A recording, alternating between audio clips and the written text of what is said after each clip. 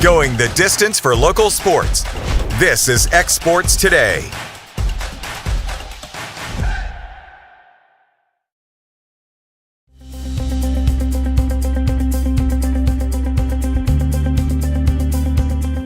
Arctic Air keeps your home or business comfortable. For more than 20 years, we've provided outstanding residential and commercial services through southern Middle Tennessee. Whether you need assistance with your heat, air conditioning, preventive maintenance, or anything in between, trust our reliable team to get the job done. We'll take the time to figure out your specific needs and recommend what we believe is right and best for your situation. We've been using Arctic Air for over 15 years now. Their service is great, they're here when we need them, and their prices are competitive. They take the worry out of the heat and air so I don't have to. Arctic Air. When you need us, we'll be there.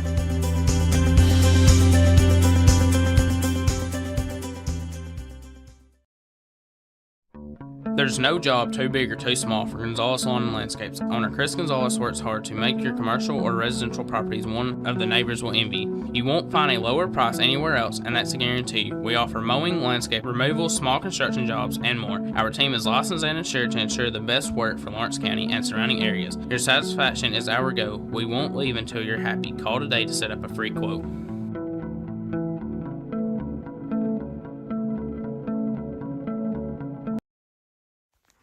What really matters during the ball game, we're at that point in the season where some are just beginning, some have already ended, and others are at that point where it's either win or go home.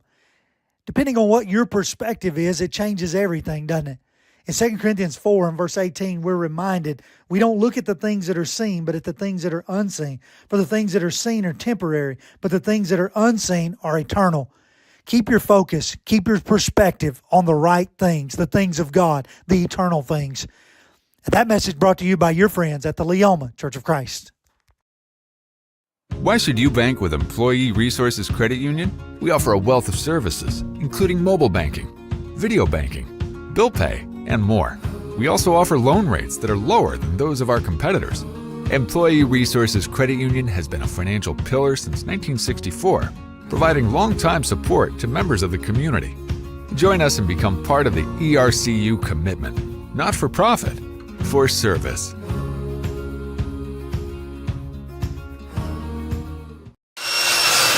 If you're looking for a company that can do it all when it comes to building, look no further than Tennessee Properties. From new home builds to remodels and commercial projects, our contractors work hard to give your space a new life from planning to finishing touches. Whether it's new interiors or dirt work, they see your big picture without forgetting the small details. In the market for a new home, they partnered with Freeman Development to bring new homes to the Oak Hill subdivision of Lawrenceburg. That's Tennessee Properties, licensed and insured. Call today or visit Tennessee.com.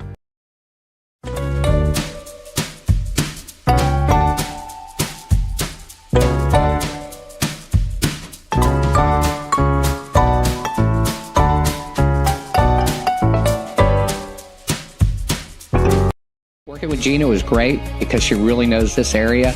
I gave her the specifications of what I was looking for, and she took me right to my forever home. I met Gina when she sold my son's home within 5 days after it hit the market. With my home, from the day the sign hit the yard to the day we signed the papers, Gina was there every step of the way. Her involvement in the sale of my home was the best decision that I made. We never felt like Gina was pushing us to make a deal with a buyer. She knew what we wanted, and she worked diligently to get us the best offer for our properties. Working hard for my clients to make their dreams come true. Let me work for you. Hey guys, I'm Kyle Hammock, General Manager here at Heritage Automotive, your Chevy GMC dealer in Lawrenceburg, Tennessee. I'm from Marshall County, Tennessee, where I went to Cornersville High School. I attended Cumberland University.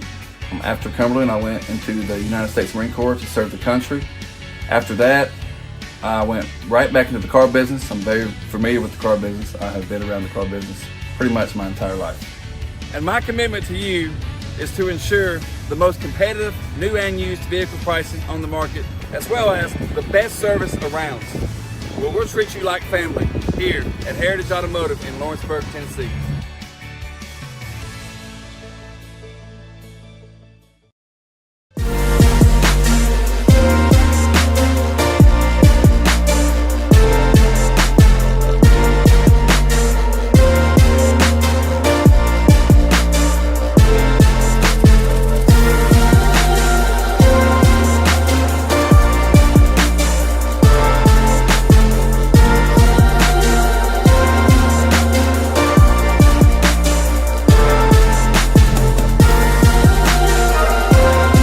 Juarez Tile Pros and Remodeling can help you with all your home remodeling and construction needs. They specialize in custom walk-in showers and floors, and no job is too big for their expert team. Licensed and insured, call Juarez Tile Pros and Remodeling today, located in Lawrenceburg, Tennessee.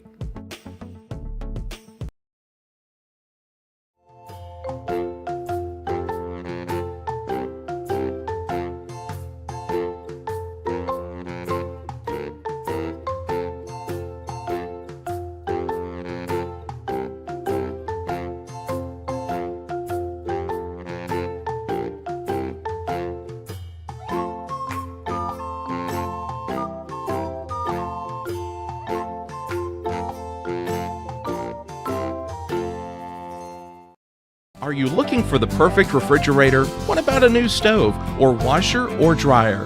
It only makes sense to shop at the one place that specializes in appliances, top to bottom, big or small. And that's Kelly Appliance in Lawrenceburg. Kelly Appliance is home to all major name brands, including LG. LG makes life good with a full selection of refrigerators, cooking appliances, dishwashers, microwaves, and more, including appliances made right here in Tennessee. Family owned and family operated. Stop by Kelly Appliance on Jerry Street in Lawrenceburg today. A moment in real estate with my dad, Jeff Luke. You know, I get asked a lot about what the market's going to do. How's the real estate market? I've been selling real estate for a long time, and nobody has a crystal ball. And you know what? When it's your time to buy or your time to sell, it really doesn't matter what the market's doing. It's your time, and you have to do something maybe. What makes a difference is the agents and the experience that go to work for you. We're Keller Williams Hood Company, located here in Lawrenceburg, Tennessee. We can help. Hood Company, powered by Keller Williams, the #1 name in real estate.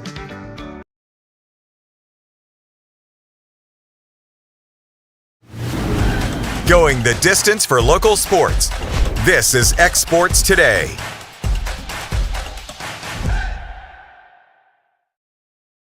Welcome to X Sports Today. I'm AJ Good, joined alongside by Hayden Burks here, kicking it off here on a eventful Monday. Man, Hayden, we had a ton go down this weekend. You got the NBA, you got the NHL, the College World Series, and then on top of that, Major League Baseball making some noise.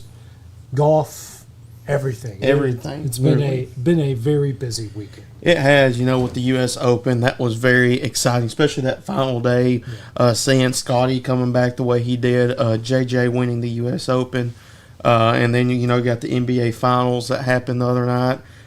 You know, like you said, MLB starting to spark up, ramp up a little bit, the NHL Finals in Canada, Florida taking that one, and then just a lot happened, especially the College World Series, where we thought last year was crazy, and this year it's just been it's like the exact excitement we had last year. Right now, Murray State and Arkansas going at it in an elimination game. Yep. How I know Tennessee fans wouldn't mind seeing Arkansas going down to the hands of Murray State. You know, the old saying is, if you get beat by the team, you want to see that team go on to win it all. Right. But then again, you know, you like an underdog story, and let's go Murray State. That's the way I'm feeling. I think everyone just hates Arkansas at this point. Yeah, at this point, yeah. Especially at this stage. Well, let's get into game number 4 of the NBA Finals, and went down on Friday night. Ooh, what a great game this was, Hayden. Just when you thought Indiana was going to just pull away with this thing, take it over. And it looked like at times they were absolutely dominating the pace of play. They were dominating just every part of this game. And then you look at the score. Oklahoma City was only down a couple of possessions, and then they go on a run there at the end of the fourth. You know, they outscored Indiana 31-17 in the fourth quarter. Indiana certainly had their opportunities. They missed so many big free throws, couldn't hit big shots when it mattered, and the Thunder finding a way to get it done on the road. Yeah, absolutely. This was a must-win for Oklahoma City because, I mean, yeah, you'll be back in Oklahoma next game, but you get to take a home court advantage back, go home. Now you're 2-2. It could have been 3-1 the way that game was trending. It really felt like, you know, kind of how it was in game 1 for Oklahoma, and it was just the exact opposite here for tonight's game. Obviously, you know, Oklahoma, like you said, they outscored them. You said 30-17 in that fourth quarter. Yeah. It was one time there was a 12-1 run for Oklahoma down the stretch. So it's kind of one of those things where they kept it, you know, within that 10-point range, 10 to 12-point range. There was a lot of times, as you see, Obi Toppin hitting big threes there. The stars didn't really come out for Indiana. It was a bunch of role players kind of stepping up topping again there. Siakam, he's probably been the MVP for Indiana throughout these entire playoffs and so far in the finals. But then again, Oklahoma, they found ways to win. Shea struggled once again, but he got going there at the end. So I'm excited to see what Game 5 is going to have in store here tonight, because I know Oklahoma City, their fans are going to be electric tonight. SGA, 35 points, 12 of 24 from the field, just 1 of 4 from 3, 10 of 10 from the line, though. Jalen Williams was outstanding, 27 points. Chet Holmgren with 14. Caruso stepping up big, 7 of 9 from the field, 5 of 7 from the line. Free throws were huge in this one, Hayden. 34-38 was Oklahoma City. It's 89%.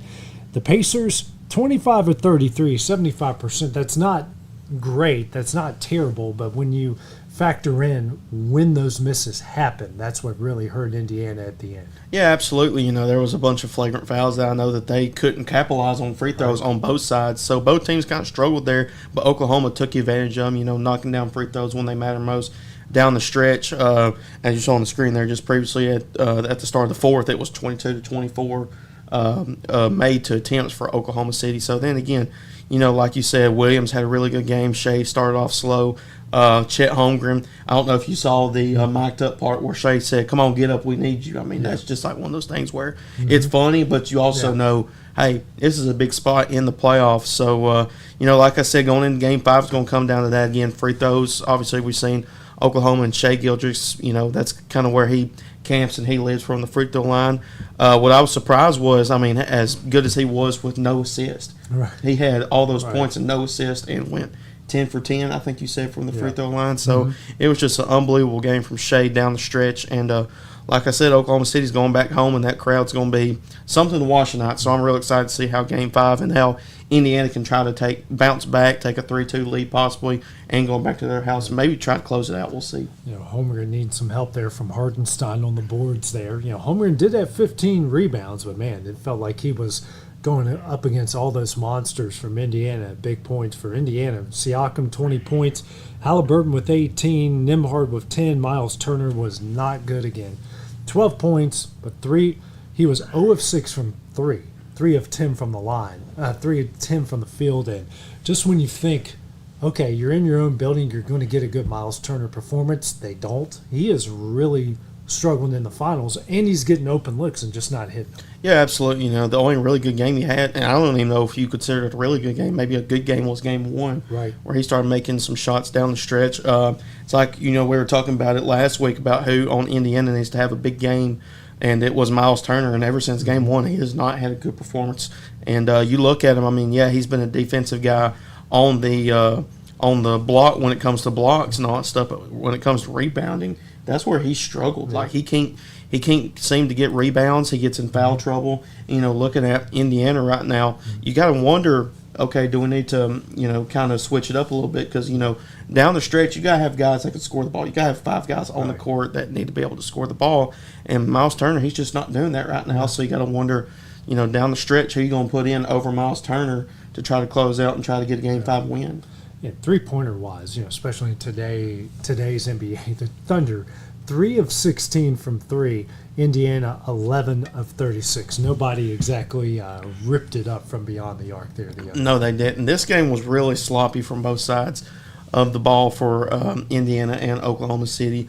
Like I said, really interested, how both teams are going to bounce back.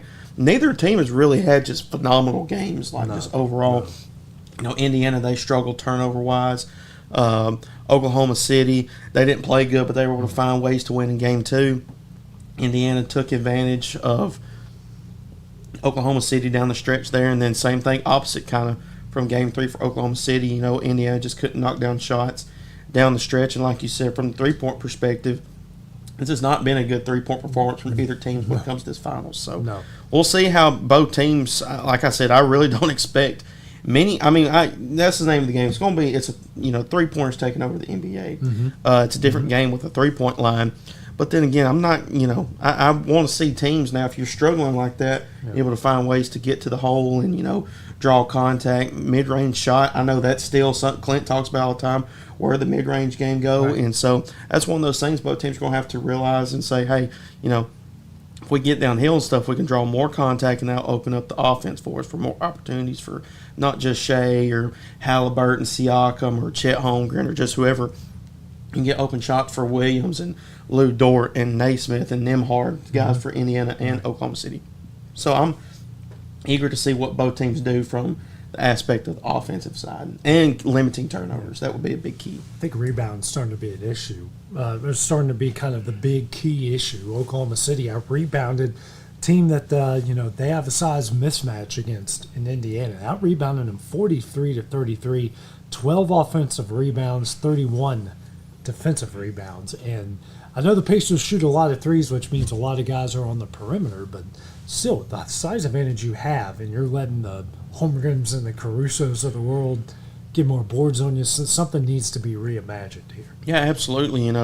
We kind of went into the series wondering about, the two Twin Towers for Oklahoma City with Chet Holmgren and Isaiah Hartenstein being those two guys. But at the start, it was really, the other guys stepping up for Indiana, getting up big rebounds. But then again, you look at, like you said, the Carusos of the world. He just finds a way to get rebounds. And obviously with three-pointers, you're going to have long rebounds. Obviously, that's just one of those things there. But then again, just kind of be able to put yourself in those positions, be able to box out. And that's where Chet has really stepped up, kind of. I know he's skinny. I was the one that kind of called him out the other day, or last week, about how you going to let a good dude that's 6'4" and you're 7'2" box you out and get a rebound over you. So it just, the aspect of that. Then again, like I said, it's just, it's just one of those things where you want to play your best ball, but right now you got to find ways to win. And both teams, they haven't really played their best ball, but they're finding ways to win. You got guys coming off the bench. We saw in Game 2, Caruso have 20. Aaron Wiggins have 18 in Game 2. So then I think it's going to come down to who can rebound, who can make three-point shots, open shots, and whoever can limit turnovers. That's been the name of the game here for these finals so far. Game 5 tonight in Oklahoma City. Which guy from each side you need to have a big game for tonight? Well, I would say Miles Turner again, but I don't know if you can rely on him, especially in Oklahoma City. So if I'm Indiana, I'm looking for Halliburton. I really think Halliburton needs to have a big offensive game. Like, the 18 points, that's good, but that's not going to cut it. You need to have a game like you did in Game 1 where you had, I think, what was it, 30-plus points, something like that, 15 assists, and almost, if not, had a triple-double, maybe 8 rebounds, something like that. So I think it's going to be Halliburton that needs to step up offensively. He's been to a slow start and then just kind of get things going, but you got to be a guy where in the first half you can't have 8 points. You got to have 15 points, something like that. Yeah. So Siakam, I'm sure he's going to show up. And then for Oklahoma City, Shea, I'm not going to say it's the guy that needs to have a good game. I know he doesn't need to get off to a slow start that he's been the last 2 games, only having 6 points and through one quarter, and then having 8 points, I think, through one quarter in games 3 and 4. So overall, you got to look at that, but I'm thinking it's going to be a Chet. I think Chet's the key for Oklahoma City. We've said it throughout this playoffs run so far for both teams. I think Chet's the big key and the big factor for Oklahoma City. So another kind of subplot to game number 4 was the extender, Scott Foster. Yeah. Was in the building. Now, he was equally bad for both sides, but probably the most egregious was that Shea missed travel. Yeah. That was the go-ahead shot. We saw it there on the highlights. That was happened right in front of him for all the times he blew the whistle, which was a lot the other night. He kind of let one go that he might not have needed to let one go. Yeah, I mean, if you think like Scott's probably one of the best in the business. And so overall you just kind of wonder, like, this is the NBA Finals and lots on the line here for both these teams. Yeah. 2 franchises that have not won a championship. They're going head to head. And I know, you want to let things go, but then again, late in the game, something like that, you can't really let go. I mean, first or second quarter, third quarter, something like that. But when it comes to fourth quarter, down the stretch, while Oklahoma is on a run, that's a crucial turnover that could happen, that could favor and kind of bring the momentum back for Indiana down the stretch. So, Scott, I mean, I know he's one of the best in the business. He's not as good as he used to be. I still like Scott Foster, probably one of my favorite NBA officials. But then again, we look at it, and I think Clint brought it up last week on Wednesday. We do harp about officiating sometimes, but then again, that game is fast. NBA is unreal. Those guys have to be in a blink of an eye. So it's just one of those things you got to kind of pick and choose. Now that right there is pretty bad in my opinion, but we'll see how the officiating is handled. Obviously, home court advantage in my opinion is still a thing. I know people don't say that sometimes, but we'll see how tonight goes. I think this is going to be a gritty type of game with both teams. 2-2 series, game 5. Winner for Oklahoma City. Both teams got a chance to close it out. But if Indiana wins and it's game 6, you better get ready. That's why Oklahoma City, I think, is in the must-win for this game for sure. Pivotal game 5. Got to protect home court. Some other NBA news: the Rockets extend Steven Adams, 3-year, $39 million contract here. So that contract is good through 2028. Steven Adams is only 32. It feels like he's 42. Yeah. Because he's been in the spotlight, because he's been on a lot of good teams. But good move, bad move there for Houston? I think it's a great move for Houston. Obviously, he gave not Oklahoma City, Golden State some fits in that first round. In game 2, obviously, he gave them some fits when it comes to rebounding, and obviously Golden State had to make some adjustments trying to get him out of the game.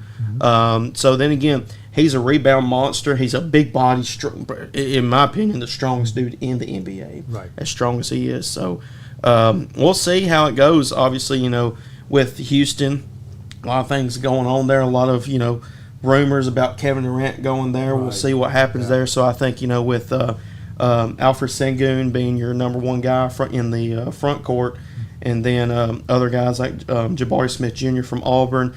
Houston's on the rise, and they got a bunch of draft picks behind them. So I could see Houston making a big push for Kevin Durant, and Steven Adams would be a big-time accusation for that team. Because you look, Steven Adams and Kevin Durant were teammates at Oklahoma City a long time ago. So we'll see how that pans out. And like I said, it's a great re-signing there from Houston.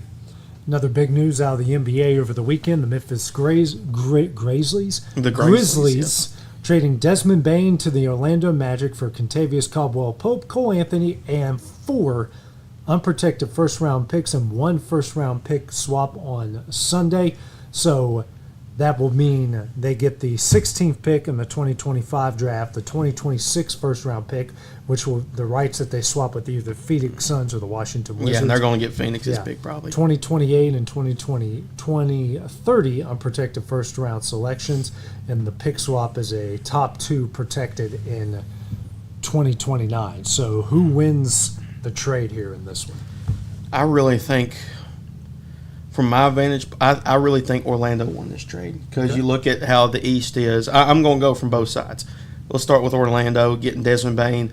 Obviously, I don't know if that puts them over the top and makes them a championship contender. I think with, obviously the new rebranding for Orlando, you got Franz Wagner, you got Paulo Banchero, Jalen Suggs, guys like that. They're like young and they're upcoming. Dealt with a lot of injuries last year. Bring in Desmond Bane, who is a phenomenal 3-point shooter, one of the best in the league, and that's what they need. They were one of the worst 3-point shooting teams. They were the worst 3-point shooting teams. Yeah. I was listening to First Take, and Stephen A. and Brian Windhorst were talking about it, that they've had the worst 3-point shooting percentage as a team since the 2015 Los Angeles Lakers. Yeah. So that's pretty bad. They needed it. Yeah, they do need it for sure. And you look at how the East is. What is New York going to do? Indiana, how far is their window open? Obviously with the way their team's been playing. You look at Boston with Tatum going to be out and Brown. What's that situation going to look like? So if there's a time to strike for a trade like that, it's now. And I think Orlando got the better end of the deal. Now let's flip over to Memphis. And in my opinion, here's the deal with that. You look at it from a vantage point of the 4 first-round picks. And nothing against Desmond Bane, but 4 first-round picks is a lot. Right. That is a lot in the NBA. Obviously people are like, well, how is Desmond Bane worth 4 first-round picks? But when Luka got traded to Los Angeles, it was only worth 1 first-round pick. Right. Well, you got to look at the contract situation. Obviously, Desmond Bane just signed a 4-year, $280 million contract last offseason. Big-time contract that they're going to pick up. And then you look at what Orlando gave up, Kentavious Caldwell-Pope, who had probably statistically his worst season in NBA history, or his career. You look, he's still owed $50 million for 2 years. So you got to offload that, and that's why those first-round picks come into play. But overall, like I said, I think that Orlando won that trade. I think this is more of a Memphis seeing where they're at. Obviously, they're going to try to get a big-time two-way guard that can shoot and be a defender. So we'll see who out there fits that mold for them. I think they still want to keep Jaren Jackson Jr., and in my opinion, John Morant is a box office attraction for sure, even though he's had some off-court issues. I'm not the biggest fan of him, a lot of them. But then again, he is a guy that can bring in fans. We'll see what they want to do with him. He's obviously going to be coming up on a contract year. Yeah. And like I said, it's just one of those things where kind of like look at it. I mean, they're not going to trade him, that's for sure. They're not going to trade him, in my opinion. But you got to look at, the future of your franchise. What has Ja really done for the franchise? Right. I mean, he's only made it to the semifinals, and after that, either not make the playoffs or got put out in the first round of playoffs. Easy put out in the first absolutely. round. Yeah. So we'll just see how it goes, and we'll go from there. So, like I said, I think Orlando won this trade for sure. I completely agree. Yep. You need a three-point shooter in a weak East. Memphis might be trying to blow this thing up. They might be shopping Ja. Who else knows what's going to go down? So, coming up next here, Hayden and I will take a look at game number 6, Stanley Cup Finals, which will be going down tonight.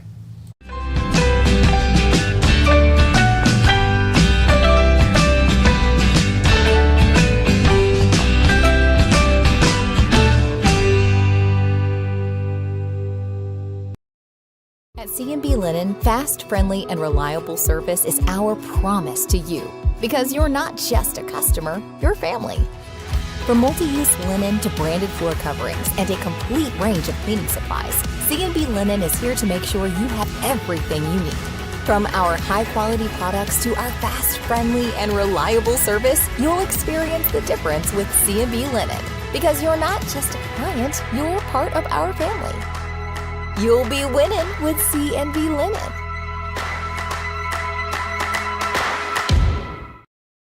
There's a reason owners Tyler and Cindy McDowell chose the name In Service for their towing business. They did because it's their goal to be in service for you on the day that you need them the most. In-Service Towing is now known far and wide for their response time because minutes matter when you're broken down. Or their 24/7 availability, you can call them anytime for service. Their professional team with years of experience and their fairness, plus their know-how in dealing with the unexpected. But the thing that In-Service is known best for is how they treat their customers, and that's like family.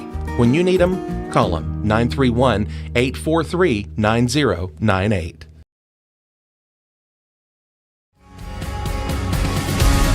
When I cross that county line, just off Highway 49, it all makes perfect sense. Man, I live for this.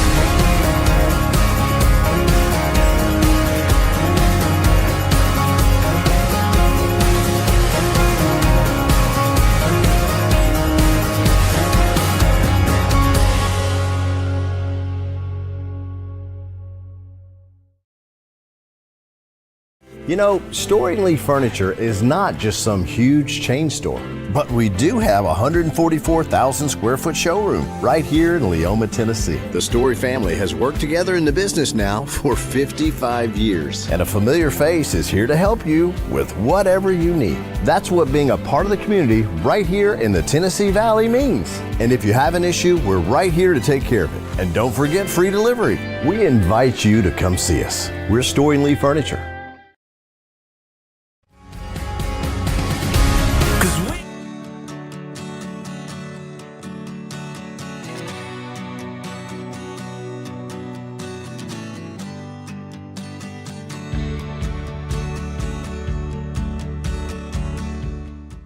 Gifts and goodies galore await you at Miss Millie's in downtown Lawrenceburg. From brands you know and love, like E. Newton Jewelry and Tyler Diva Wash, to unique specialty gifts, you will find it all here. Whether you're looking for the perfect gift for someone you love or shopping for yourself, shopping local is the way to go. We have home goods, women's fashion and accessories, baby items, and lots of seasonal decorations. Our friendly staff will welcome you in, help you find what you need, need and even package your gifts for you. Also, we can't forget to tell you about our popular bridal registry. Future brides can come and create their perfect registry with us. So stop by Miss Millie's today. We're located in the northeast corner of the square in downtown Lawrenceburg.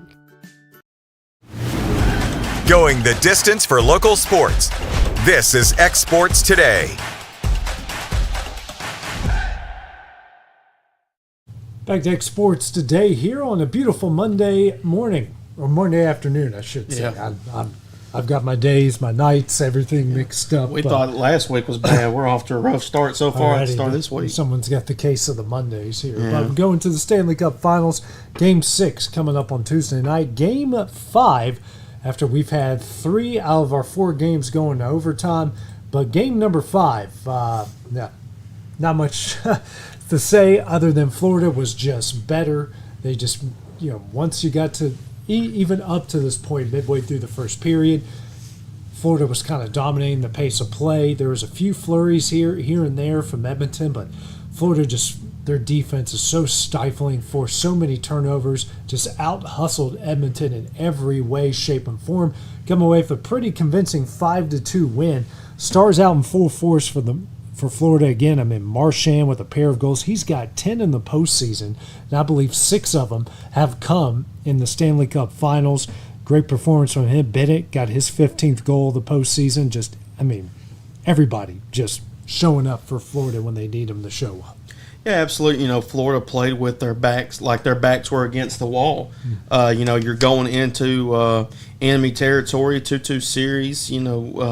Big game there for Game 5. So Florida, played like their back was against the wall. And Edmonton, they just kind of played lackadaisical and thought the game would come to them, and it never came to them. So, Florida, right now they're going back to their home, and I think they're going to close it out in Game 6. Obviously, home crowd behind you, 1 win away, and that was the chance right now. If there's a game where people could look back and say, well, what game was the factor?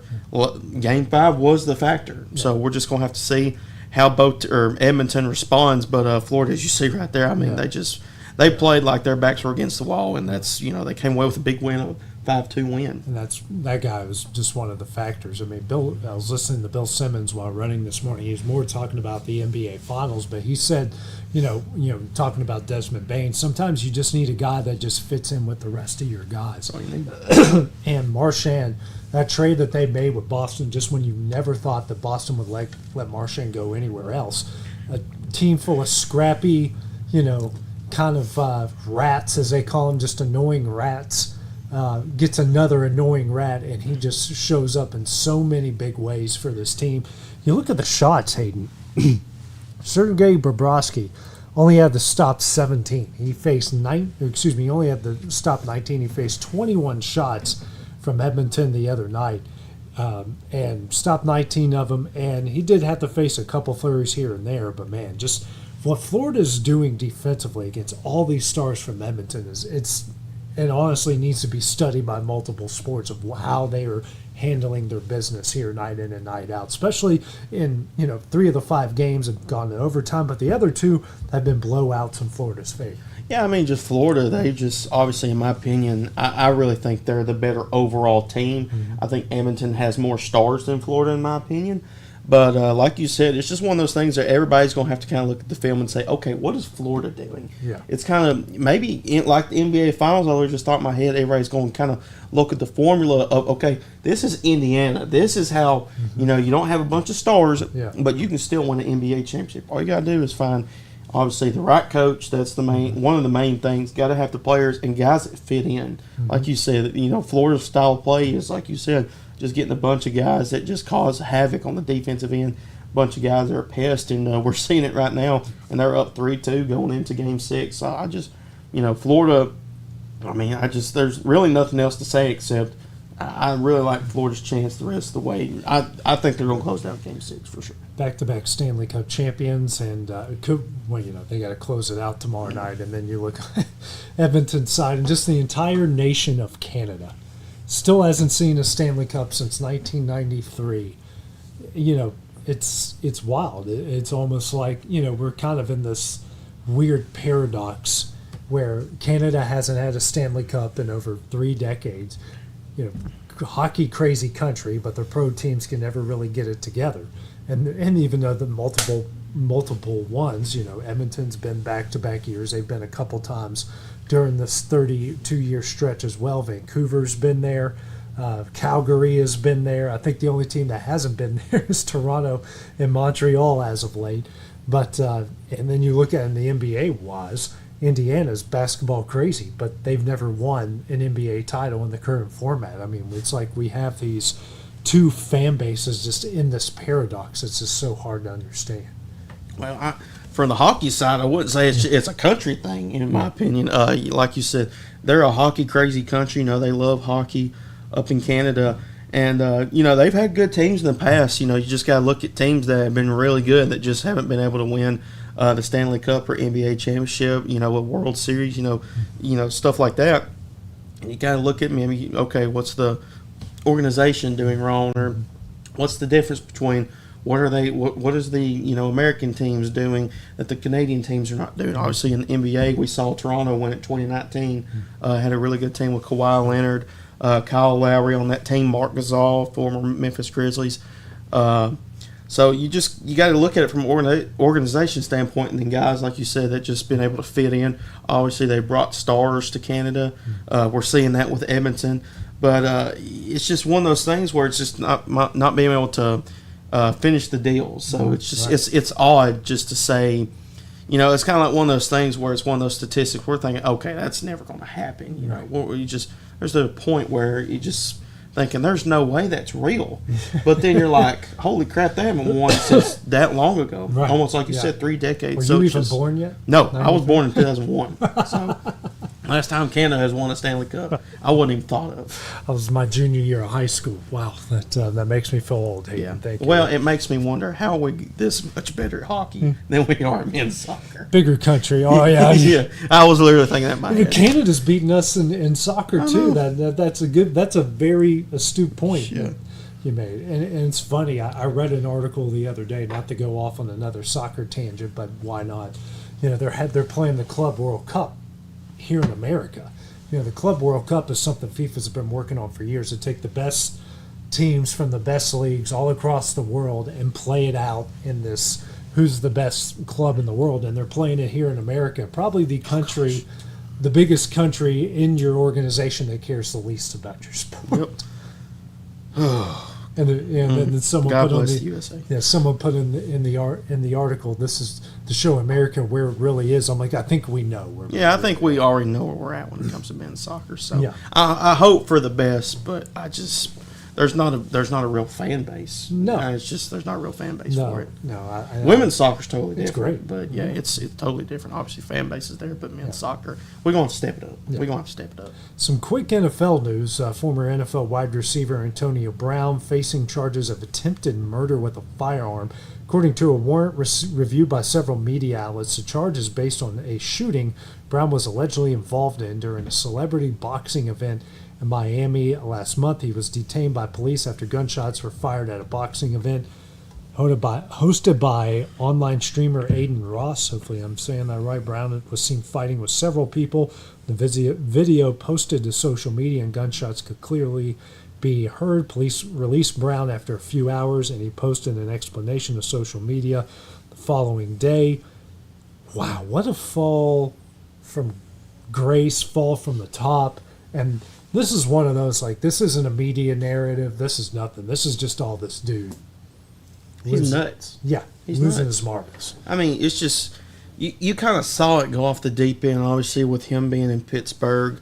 He was a fan favorite in Pittsburgh. Mm-hmm. He really was. And then he just kind of fell off the deep end.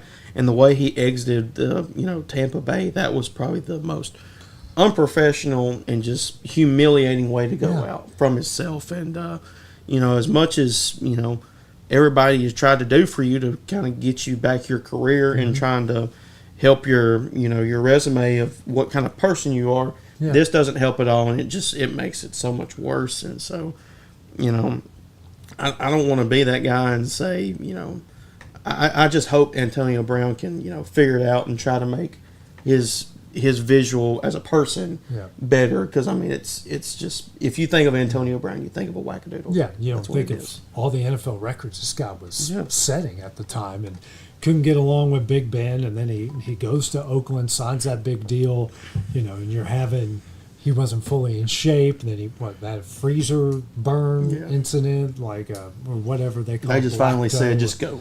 Just go. Helmet issues, they goes, and then he ends up in New England with Tom Brady, messes that up, goes to Tampa Bay with Tom Brady, messes that up. He's clearly got some mental problems, but this is something else. Well, coming up, Hayden, we will go to the world of golf with a crazy, crazy weekend in Western PA. We'll recap it when we return. A local law firm respected throughout the state. Generations of clients have turned to Boston, Holt, and Durham since 1948. We assist individuals and businesses with their legal needs, including real estate, property closings, personal injury, employment discrimination, and family law. Our clients get the personal attention and convenience of a hometown law firm with the resources and ability to handle any case. Come see us at Boston, Holt, and Durham.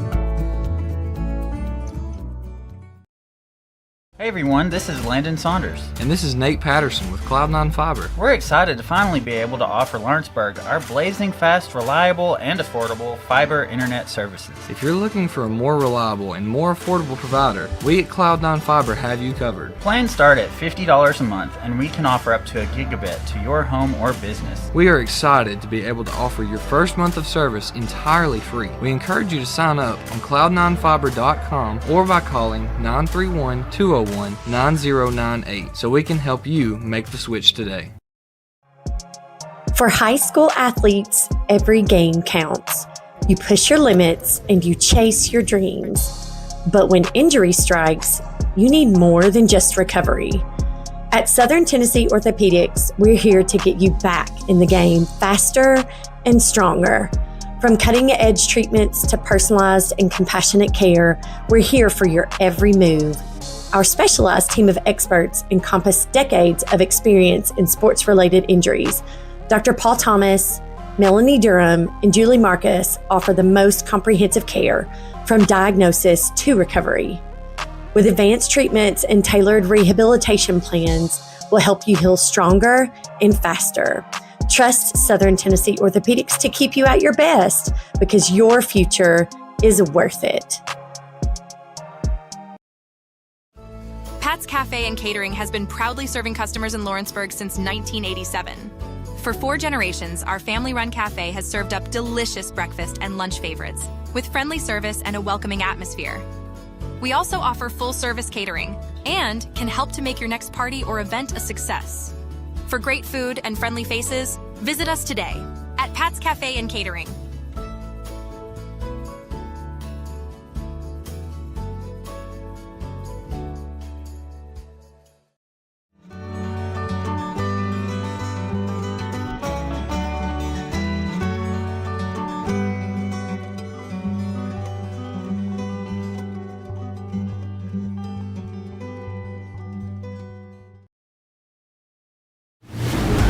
Going the distance for local sports. This is X Sports Today.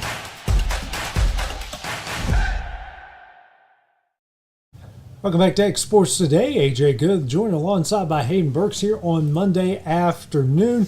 It's a great Monday afternoon, especially if your name is JJ Spawn, coming away with this first major title. And who would have ever thought in today's day of golf that a guy won a major tournament at 1 under? Yeah. And it was looking for most of the day like whoever was going to win it was going to be over par. I mean, it was unreal how this whole weekend transpired for the U.S. Open. It just, you look at the scores and you look at the names, too, that struggled. DeChambeau getting cut. Well, he finished 10 over. Yeah. I mean, you just look at the names and you're like, man, these guys were just battling for a Masters. And they're getting cut before the final day. Right. And it's just unreal. Of course, we all, we talked about the roughs and we just kind of, the players, they were all complaining about the rough, especially the rain they had to deal with the final day. It was awful. Those images of those guys squeegeeing off. Yeah. Oh, my goodness. It was terrible. But, just the conditions of the course, it's a tough course, don't get me wrong. But, these guys, they're professionals. They do this for a living. Maybe just a handful of amateurs in there. But, like you said, for a guy to, to win 1 under, like that's unheard of in the professionals nowadays. Yeah. And golf is just one of those sports where the harder the conditions, the better chance of someone just out of nowhere coming out to win it. And Spawn now lost in the playoff to Rory and the Players. So this, as far as this year goes, he's not a complete unknown, and he's not a complete unknown. I believe this is his second or third career win as a professional. But as far as this tournament goes, I mean, this guy came out of nowhere, including this guy who I've never heard of Robert McIntyre. Next thing you know, he is just birdieing hole after hole. He was tied for the lead at one point. He was mainly just kind of hanging out, just a shot behind Spawn and the rest of the leaders, but was right there at the end of the day. Victor Hovland, 2 over. I mean, you look at the board here. Sam Burns came in, tied for the lead, shot a 78 in the 4th round. Scotty Scheffler had a bit of a comeback, finished tied for 7th, so I think most people who thought it'd be a top 10 finish ended up that way. But you said it. The rest of the top guys, Patrick Reed finished at 8 over, Rory at 7, Jason Day at 8 over. I do have to give Adam Scott some love. He was right there in the thick of things. He was in second place for most of the day, finished at 6 over, had a bit of a meltdown there at the end. But man, it's just these 4 rounds of golf at this place were just, it's like they just took Augusta, spin it on top of his head, and made it the hardest course in the world. It was just unreal. I mean, like I said, it's this whole weekend, but that final day was just, we saw some comebacks from Scotty. Burns did really good that final day, just had some mishaps down the way. JJ Spawn just had a good week overall. As you see right there, he was even at that point. Like I said, scoring under 1 under par throughout the tournament. But then again, it was just very, very odd to see some of those names, like you said, McIntyre playing the way he did, or Spawn with that unbelievable shot. The drives, we kept on saying, if you're not in the fairway, you can add a stroke there, basically. Yeah. This shot was Spawn. That's unreal. You think that's another thing. That's a 299-yard par 3. Yeah, that's wild. Yeah, you have to. That's almost a driver. Yeah, that is a driver for a lot of people. Driver 3 wood, and you have to hit it there. That's just crazy. But he hit so many big shots down the stretch. Talking about it with my dad a bit. I think the weather, all the rain that they got in the middle afternoon helped, because that soaked these greens down, and you can be a little bit more aggressive at the pin as maybe you wouldn't be if it was a dry, hot day. Yeah, absolutely. It definitely slowed it down from the green standpoint.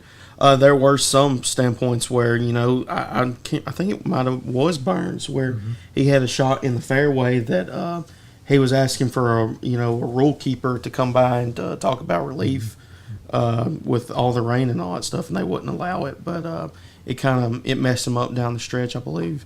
But then again, you look at the conditions that final day, like you said, the greens definitely slowed it down and made it more forgiving from that standpoint. Right. But, like JJ, he never folded, it looked like. He always was on top of it throughout the whole tournament. Yeah. We saw some guys make some comebacks down the road.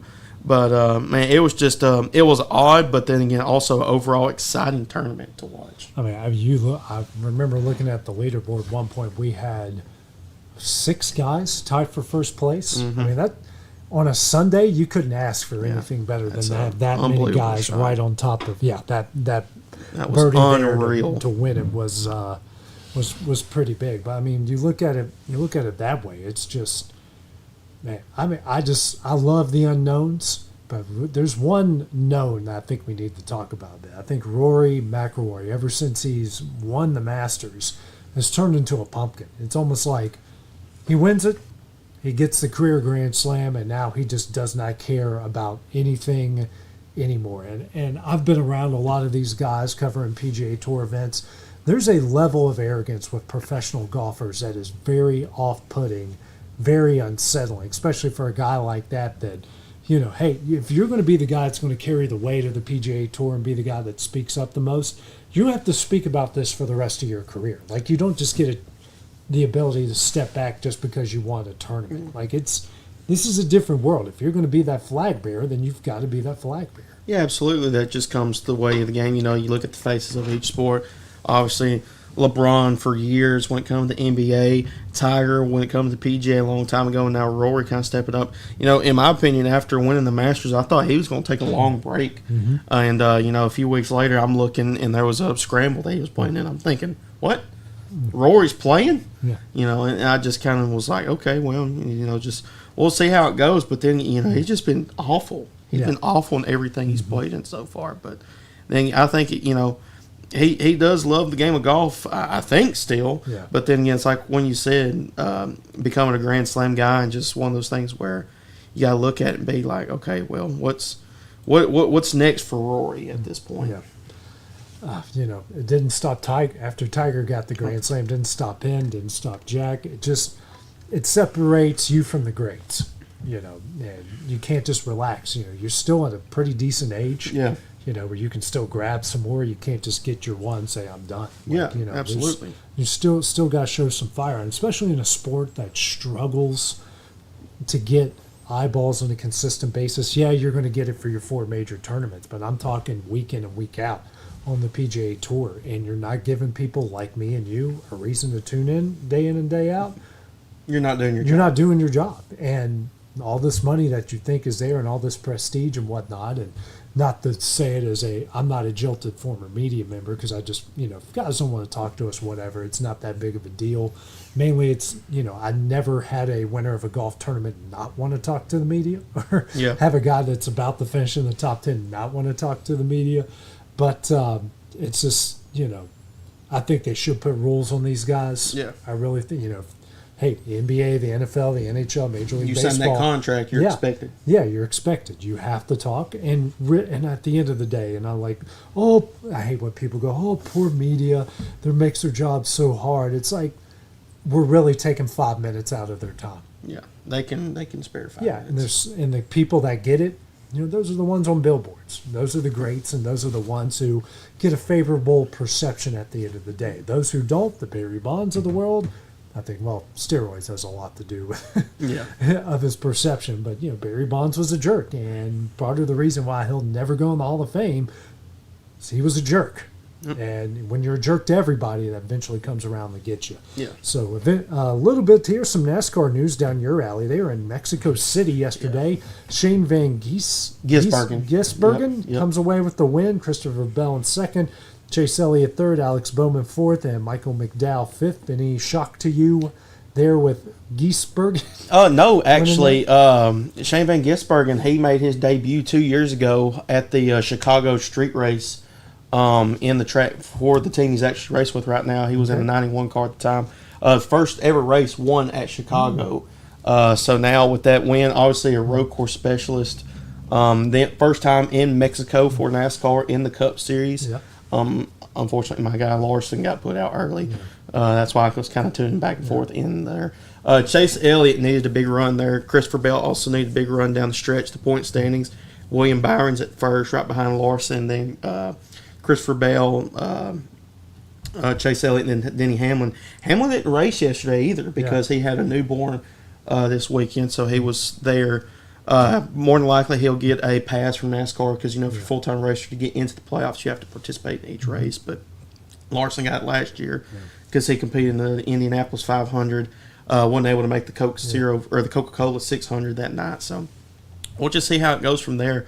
I'm not sure what next week. I know the Chicago Street Race is supposed to be next 2 to 3 weeks, so we'll see how it pans out. But then again, Van Gisbergen had a struggle so far this season. Good to see him pick up a win and lock himself into the playoffs. And it's a nice format with if you're a win, you're into the playoffs. So that's big time for him and big time for Trackhouse. They had Ross Chastain, their other guy, on their three-team organization that won the Coca-Cola 600. So 2 of their 3 cars are in the playoffs right now with Van Gisbergen. I think there's 1 or 2 road courses in the playoffs. So Van Gisbergen has a chance to, in those 4 rounds to make some noise and try to get to the final round in Phoenix. So we'll see. Other NASCAR news, Ram Dodge is getting back into the Truck Series. They'll be there in 2026. So adding some more trucks to the list there for those Friday night, Friday day races. Yeah, absolutely. It's just one of those things. The Truck Series is also fun. It doesn't really get the eyeballs like the Xfinity Series and the Cup Series, but it's just nice to have another manufacturer. Dodge, their last season in the NASCAR Cup Series was in 2012 with Brad Keselowski winning the Cup Series championship that year with Team Penske in the number 2 Miller Lite car. But overall, it's nice to see another manufacturer. We've had a bunch of rumors with Honda coming into NASCAR, and nothing really came in the fold. Only 3 teams with Ford, Chevy, and Toyota. But then again, having Ram and Dodge back in the fold for the Truck Series, I think that's only going to build for other teams when it comes to Xfinity to pass that, bring them up to the Xfinity, and then eventually hopefully get back to the Cup Series.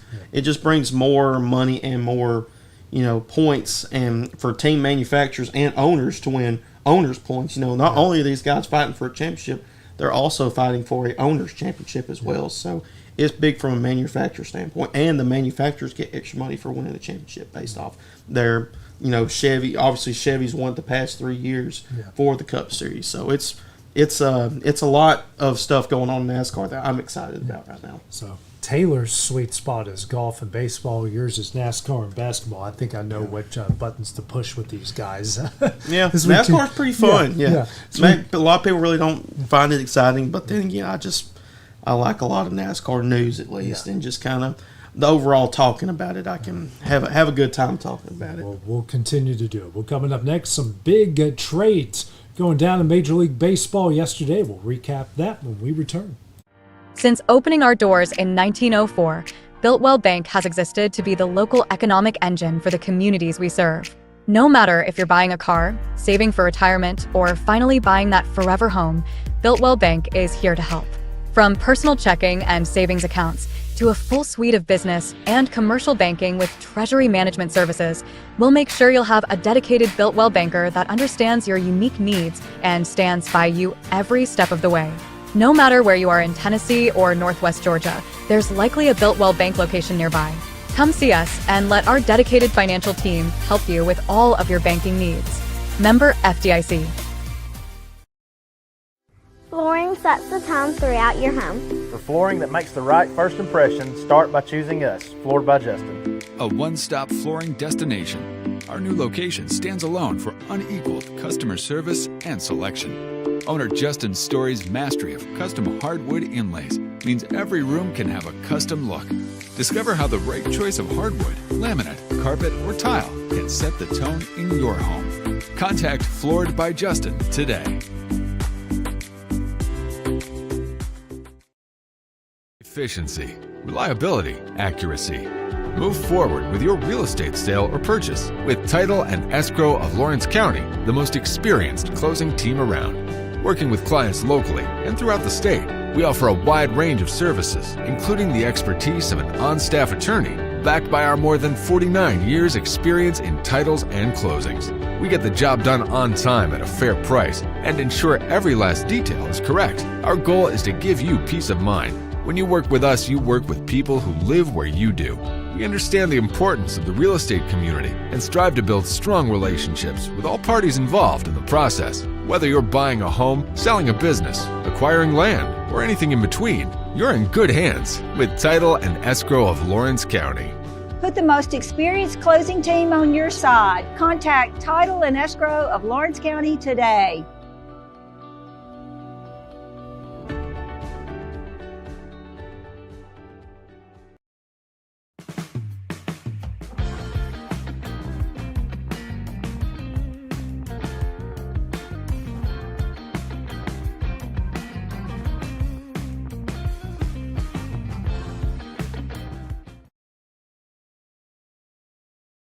A&M Medical is Lawrence County's newest medical clinic, specializing in urgent and primary care. Practitioners Andrea Bain and Meredith Hutton bring years of experience and compassion to keep you and your family healthy. A&M Medical features a separate well waiting room to meet your needs. Visit today and ask about A&M's weight loss program and telemedicine services. That's A&M Medical, located at 2367 Highway 43 South in Leoma, Tennessee.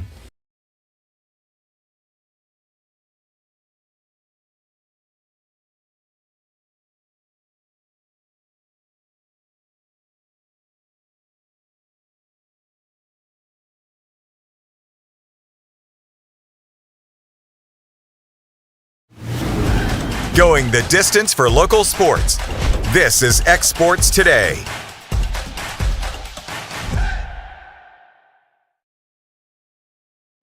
Welcome back to X Sports Today. Now over to the world of Major League Baseball. Big deal that went down yesterday, Hayden, literally in the afternoon after this guy hit a home run to help the Red Sox beat the Yankees. The Giants acquired three-time All-Star Rafael Devers from the Red Sox on Sunday. So Boston will give left-handed Kyle Harrison, right-handed hander Jordan Hicks, outfielder prospect James Tibbs III, rookie league right-hander Jose Bello. And the Giants will get Rafael Devers, again, a three-time All-Star. You look at his career numbers. He has 215 career home runs. He's hitting .279 for his career. And he's finished in the top 15 of the MVP voting 4 times. 2-time Silver Slugger Award winner. So a lot of, don't know how much you've kept up with Major League Baseball so far this year, Hayden, but this guy was kind of a controversial figure early on in the year. The Red Sox, who have made him switch positions all over the place, third base, outfield, asked him to go to first base. At one point, he refused. He's mainly been their DH, but I guess they're just tired of him. If they're going to trade away a 3-time All-Star, I mean, this year, his numbers are pretty decent. He's hitting .272. He's got 15 home runs, 58 RBIs. He's on pace for a career high in walks right now. He's got 56. His career high was last year at 67. He's more than likely going to shatter that the way things are going. So he's done a fantastic job for Boston on a team that's underperformed this year, so that could have something to do with it. And really, unless this turns out to be those guys that they got turn out to be superstars down the road, which could happen, but for the most part, this looks like a very one-sided, we just wanted to get rid of this guy type of trade. Yeah, absolutely. You know, Devers is having a good season off his standpoint.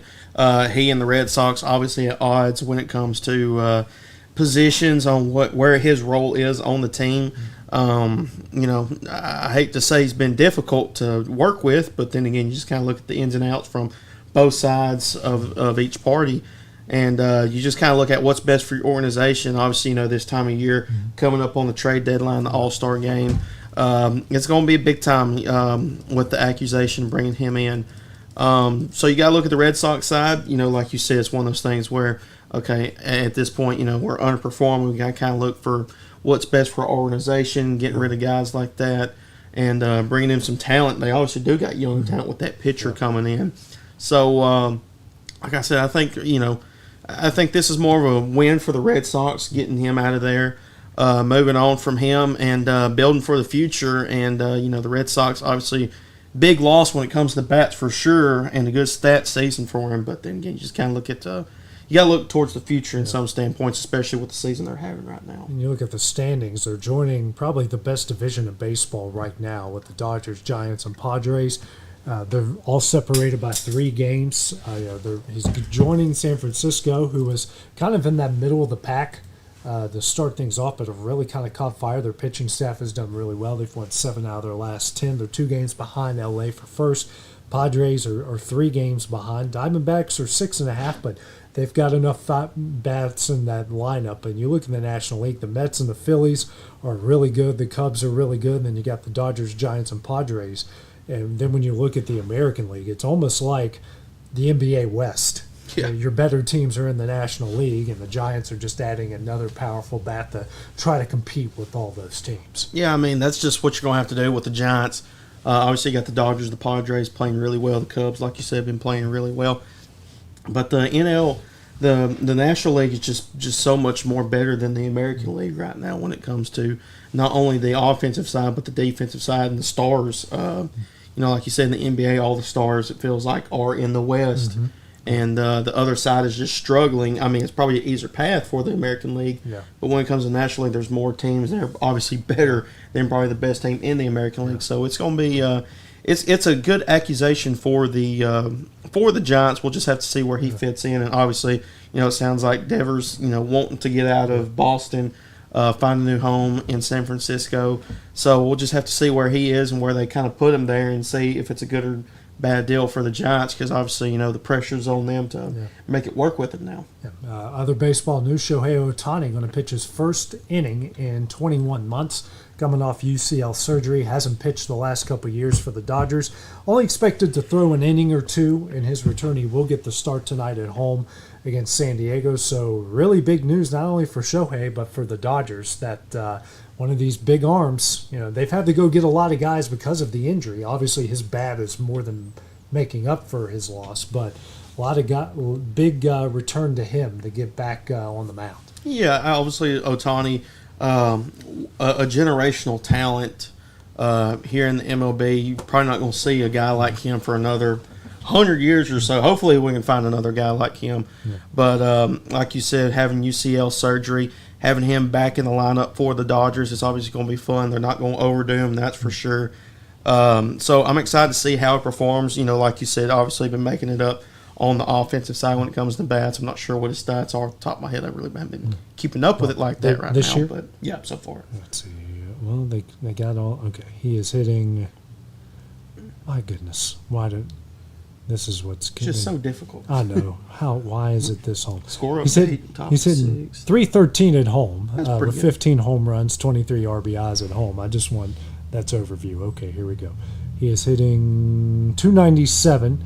With 25 home runs, 41 RBIs. Man, no one's getting on in front of this guy. 44 walks. Let's see. Let's get to his... He's just doing it by himself. Yeah, pretty much doing it by himself. Pitching-wise, career, he's 38 and 19. 3.01 ERA. Pretty good. He has 608 strikeouts. Career high came in 2022.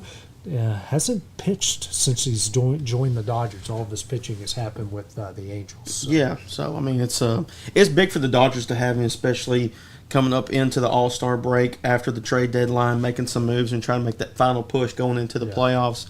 And like I said, they're still number one when it comes to that, right? So they're in a good position right now, and having him back into their pitching staff, that will only up their chances to try to capture another World Series. College World Series, Arkansas leading Murray State right now, 1-0 nightcap. LSU and UCLA, and the Racers fighting hard here, but Arkansas. I mean, we got a pitcher's duel, and Arkansas struck early, so we'll see what happens from there. Any thoughts about predictions for tonight's Game 5 in the NBA Finals? Like I said, I still, oh man, I said it after Game 3. I really think Indiana's going to win this series. But I'm going to say Oklahoma wins tonight, and they're going to try to close it out. So I'm not going to go further there. I still got belief in Indiana that they will win this series. I think it's got Game 7 written all over it, but I think this is more of a a must-win for Oklahoma City tonight. They're going to have some bench players. That's another thing I forgot to mention, the bench play from both sides. It's been all Indiana so far in the playoffs. So they're going to have to rely on some guys like Caruso and Cason Wallace and guys like that, Isaiah Joe and Aaron Wiggins to step up, and the other Jay Will to make big plays down the stretch. So we'll see how it goes, but I'm excited for Game 5 for sure. I got Oklahoma City winning it 2, Indiana in Game 6, and then we'll see what happens in Game. We'll never know. Yeah, we'll never know in Game 7. Well, that will do it for our show today. So for Hayden Burks, Major Good, we'll see you guys at 1:30 sharp tomorrow. Going the distance with local sports. This is the X Sports Network.